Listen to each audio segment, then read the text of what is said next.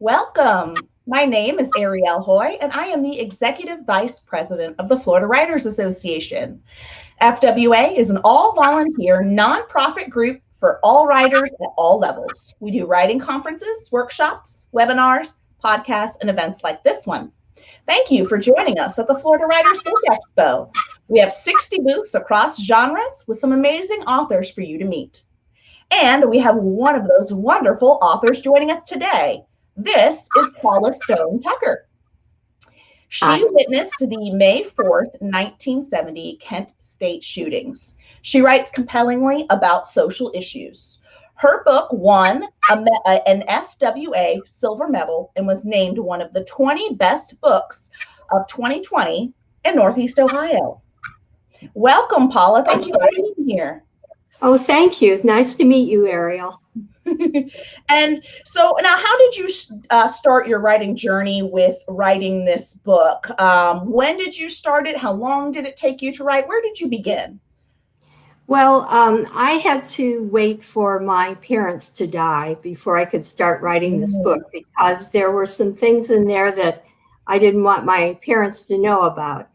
So I started writing in about 2014, and I actually had to teach myself or reteach myself how to write, because I was a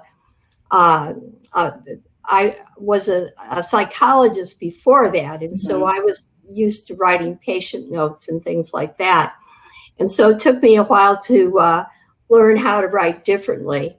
And so it took me about 2 years to write the book. And then I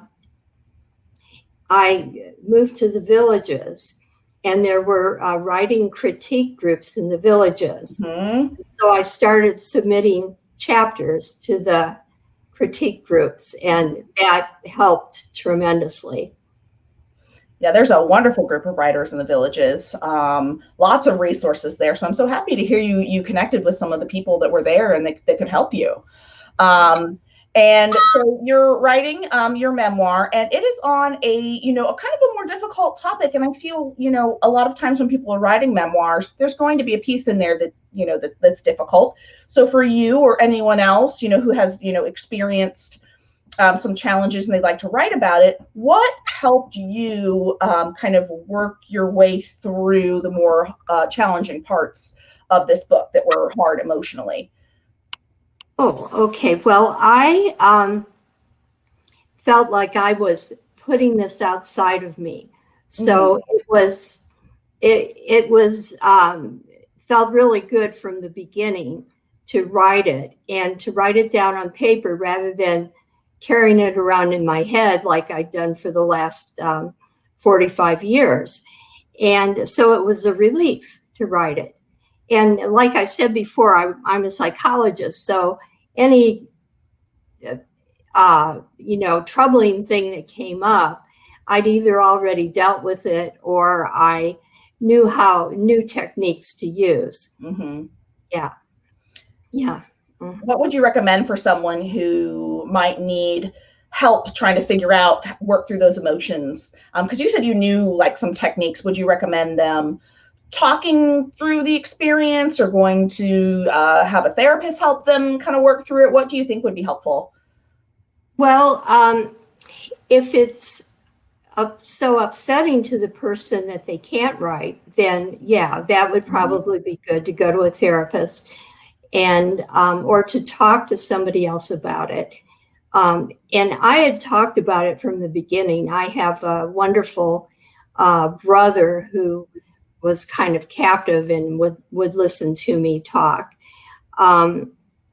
But one of the things that you want to remember is that emotional pain contributes to your writing. So you want to be able to use that, I also have an article I just had published this week about post-traumatic stress disorder and the different ways of treating that. So that's available to people. Oh, yes, it's in your booth, right? Okay. Yes. So make sure when you stop by Paula's booth that you see that article there. That was a great resource to share. So you kind of touched on kind of one piece of advice you could offer. What else would you piece of advice would you offer other writers who are interested in writing any type of book? Mm-hmm. Well, I would offer advice that I didn't take myself, and I wish I would have, and that would be to just start writing. I had written a couple, what turned out to be chapters of this book early on, just a couple years after it happened, and submitted them to magazines and got rejections. And that stopped me.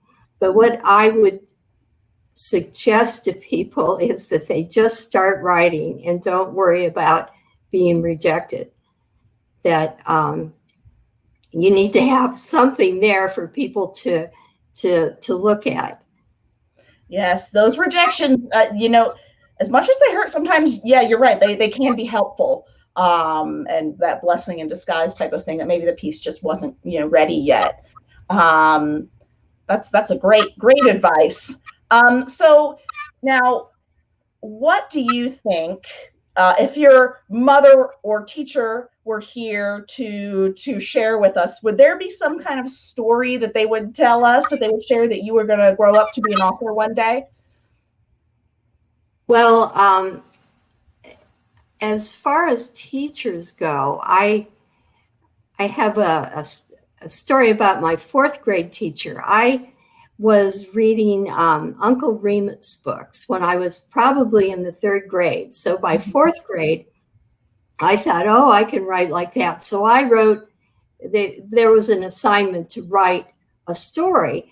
And I wrote a whole story in what I thought was Southern dialect. And this is in northeastern Ohio, right?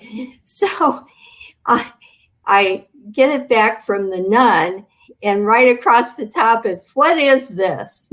And big exclamation points.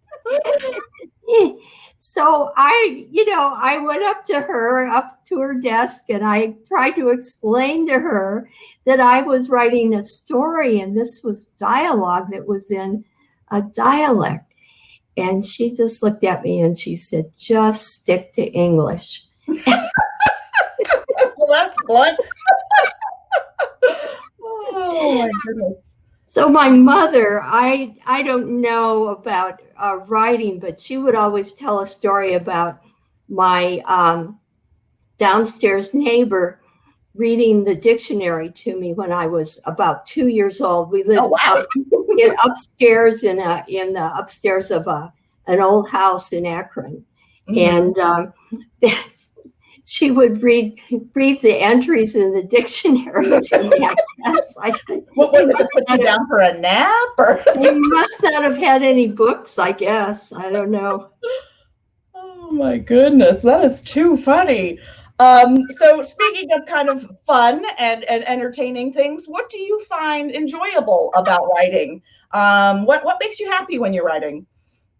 Well, I think for me that it triggers endorphins. I feel good when I'm writing, and it's something that when I finish writing, I want to do it again to get that same feeling back again. So that keeps me going.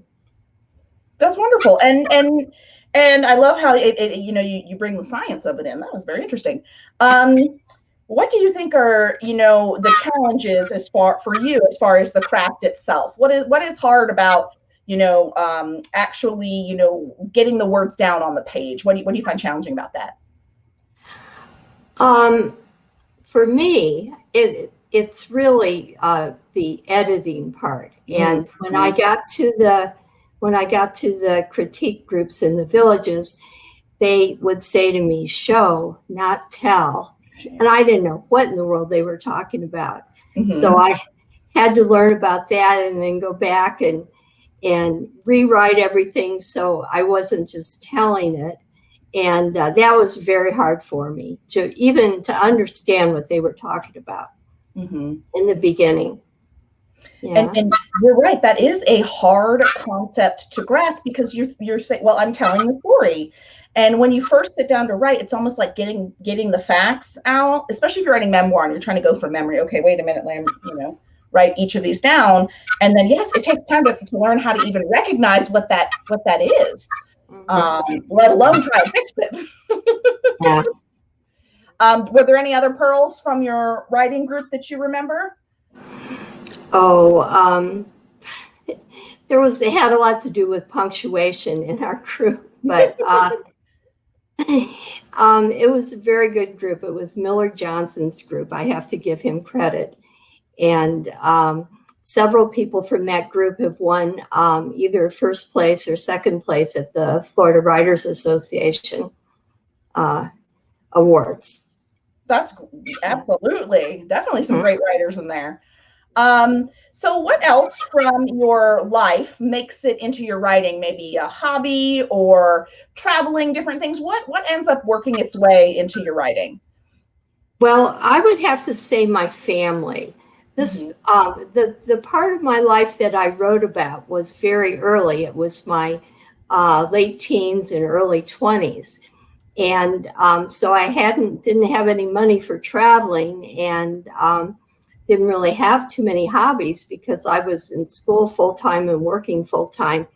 But my family had some idiosyncrasies, let's say. And so that made it into the book. Mm-hmm. Yeah. And then anything else I would write, they would be in there. And that makes it more realistic too when you capture those idiosyncrasies and get them. That makes it you really feel like you're there, because I think other families and other people will identify with that type of thing. Right. I've had people come up to me and say, my mother was just like yours, or I lived through something just like you did. Yeah. So that's very gratifying to me. Mm-hmm. And speaking of what you're saying with other people coming up to you, what is some of the most powerful feedback you have gotten from people who have read your book about Kent State? Your experience with it. Well, it's a very interesting experience. When people started coming up to me at first, they would start talking about Kent State and where they were and when they heard about it and things like that. And I thought, wait a minute, this is my book, And then I realized that I had touched and, made an emotional connection with them. Mm-hmm. And so it was just like when you heard about the World Trade Center or the Challenger or something like that. People wanted to tell you what their emotional experience was. And so that was very gratifying to me, that people would want to share that with me. Mm-hmm. Yeah. And that's been the common thread through, most of everybody that's come up to me. And mention that. Yeah, you make a wonderful point. And I think every author kind of strives to really do that, whether it's through memoir or nonfiction, fiction, whatever it is to make that real connection with their readers. What are your favorite books that you have found that you kind of made a connection with the author? Well, I have a lot of favorite books. So I started thinking about what were the first books that were important to me. And I think maybe the first book I read with kind of a more mature mind was Catch-22, mm-hmm. and Joseph Heller's book.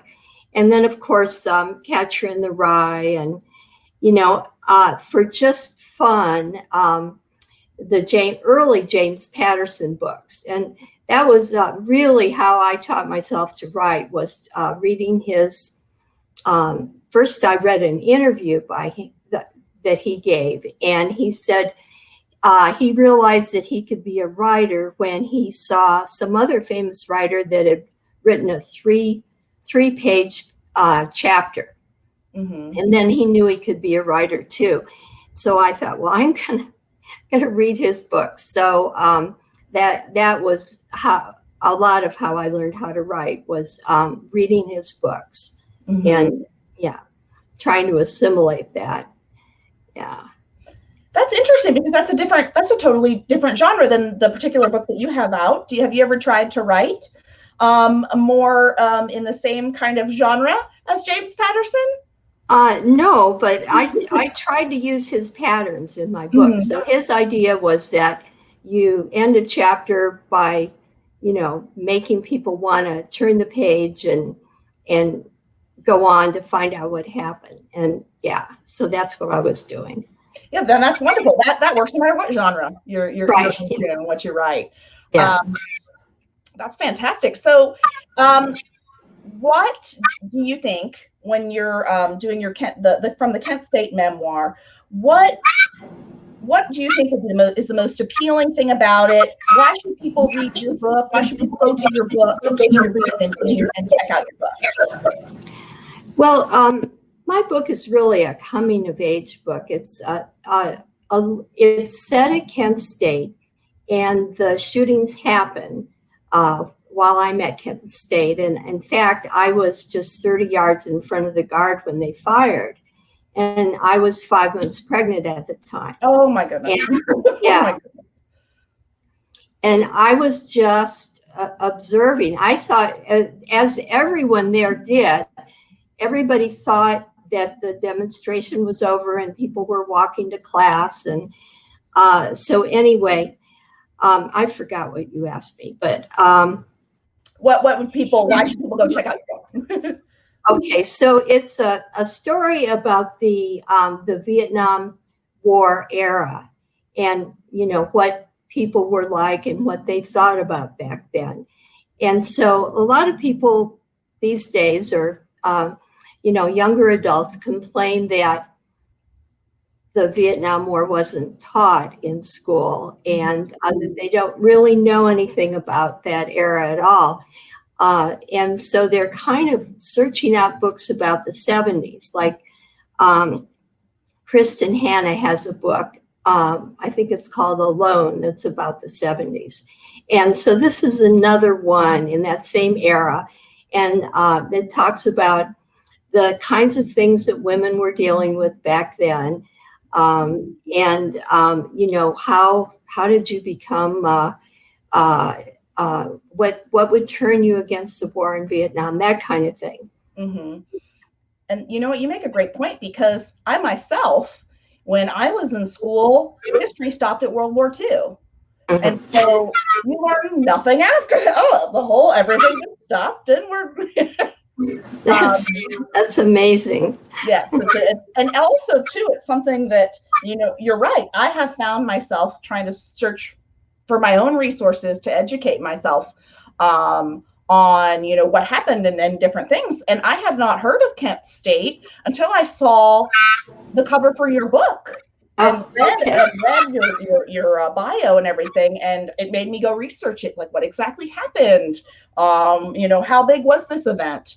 So it was a nice moment for me to be able to learn more and be more knowledgeable about something that I should have already known about, but unfortunately did not. So let's see, we have about a minute or two left, and I want to know, what are you working on now, or what's coming next for you? Well, I'm thinking about writing again.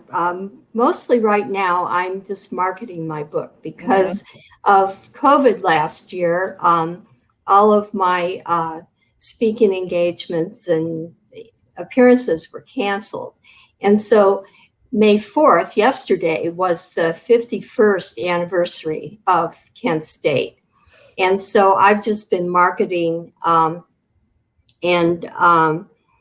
learning how to market, let's put it that way, over the last few months. And it's paid off, actually. That's wonderful. And kudos to you for kind of adapting your plan with marketing, because you just kind of have to go with the flow sometimes and try different things and see what works. Well, I don't want you to think that this happened overnight. This took me months to figure out. But that's fantastic, though, and congratulations to you. Thank you so much for being here and chatting with us and sharing about your book. Please go to Paula's booth Her name is Paula Stone Tucker. She has Kent State, a memoir, in her booth, as well as her article on PTSD. So please go check that out. We will have other authors here later for you to hear from and learn about their books. And if you're interested in learning more about the Florida Writers Association, you can visit floridawriters.org. Thank you so much, Paula, and thanks to everyone watching. Thank you. Good night. Good night.